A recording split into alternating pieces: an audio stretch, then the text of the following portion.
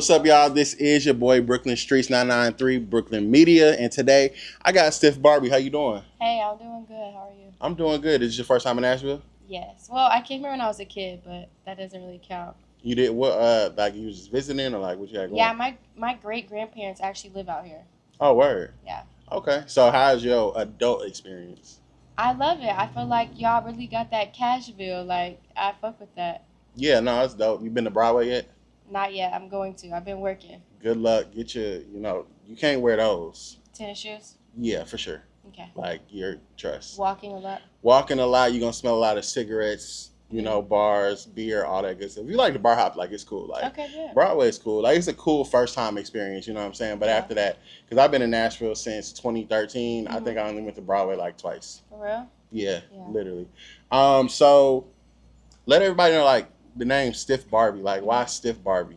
So I went with Stiff because we had a gang in high school called Stiff Gang, and it was like a bunch of us teenagers that rapped. Mm-hmm. Of course, I'm like the only one who really raps now. But and then Barbie, everyone always said I looked like a Barbie. Mm-hmm. And my great grandma, she was like a beauty pageant girl growing up, and we always called her Grandma Barbie. Okay. She was so pretty, still is. But yeah, so Stiff Barbie. Dope. And where you from? I'm from Houston. You from Houston? Mm-hmm. All right. So how do you like the Houston scene? Like just the whole down south vibe? I love Houston. I love the culture of Houston. The food is good. The energy's good. We're crazy as hell, mean as hell, but also loving. So You think you're mean? Why do you think you got the mean girl look, but it I'm didn't nice. give I'm like a nice mean. girl. Yeah. I'm pretty nice, but I do get mean. Like when you really get to know me, though, I'm like kind of a moody person. So Oh, all right. What's your sign? I'm a Leo. Leo. See, I get along with Leos though. Really? My best friends are Leo. Like two of my best friends are Leos. What's your like, sign? Gemini.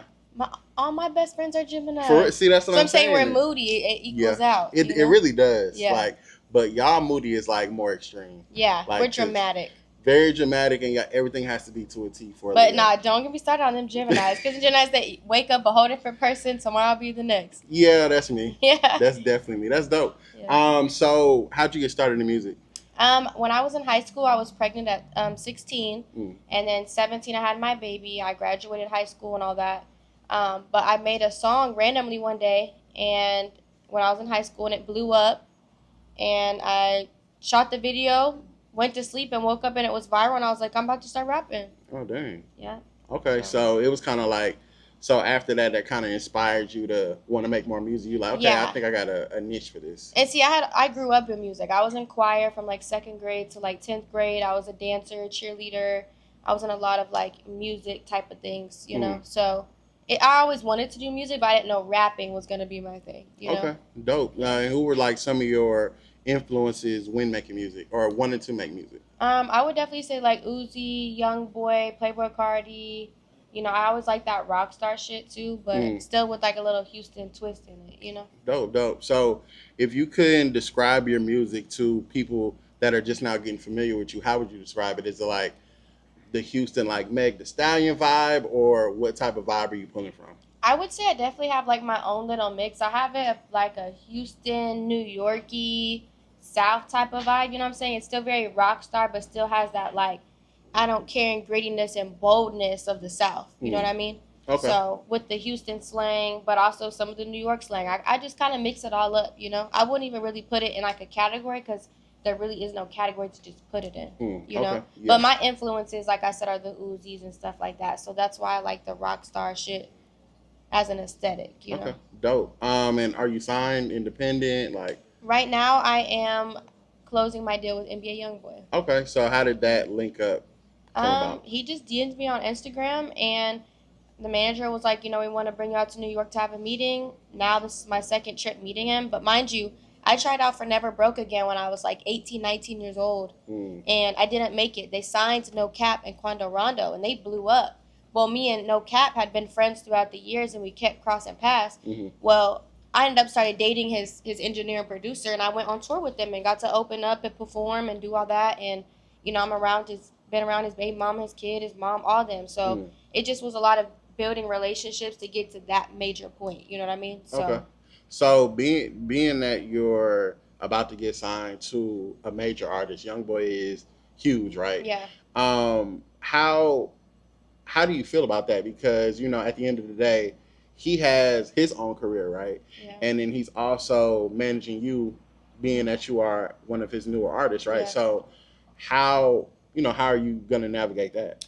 Right now, like I said, I've been very much independent. I've dug my roots and grew my roots from literally scratch. Like I tell everybody, I've built my career brick by brick. So you could take someone out the image.